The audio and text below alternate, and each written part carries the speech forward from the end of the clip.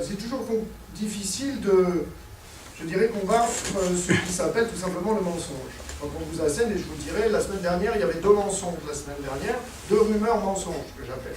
Cette semaine, il y en a 2 nouvelles. Donc chaque semaine, 2 nouvelles. C'est toujours compliqué.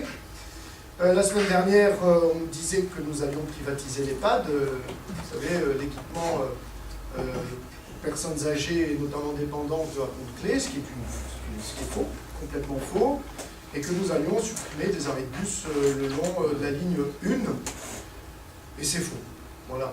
Il y a eu à un moment donné sans doute des idées dans certains services à la CENITAG ou au SMTC, et en même temps, le résultat, c'est qu'il n'y aura pas de suppression des arrêts de bus.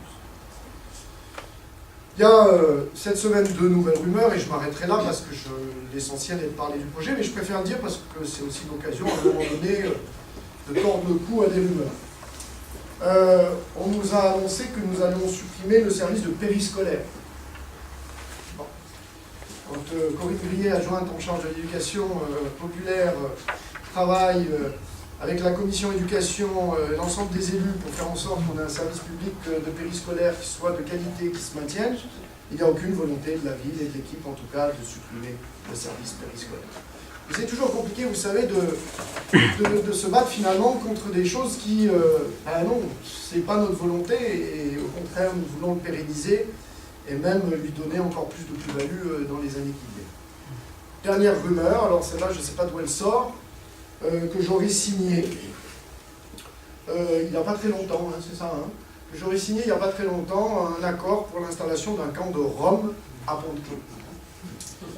Alors, écoutez, ce dernier point m'a particulièrement touché parce que je trouve qu'il joue en plus sur une fibre qui finalement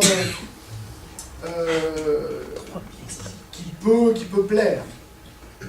La réalité, c'est qu'il n'y a pas d'installation de quelques camps que ce soit sur Pont-de-Claude. D'ailleurs, moi j'avais une réunion au mois de juillet dernier, organisée par le président de l'agglomération, qui avait dit comment il y avait un certain nombre de camps de Roms effectivement sur l'agglomération, vous avez entendu, à la Tronche, à d'autres endroits, et nous avions été convoqués, tous les maires, pour dire quelles étaient nos possibilités.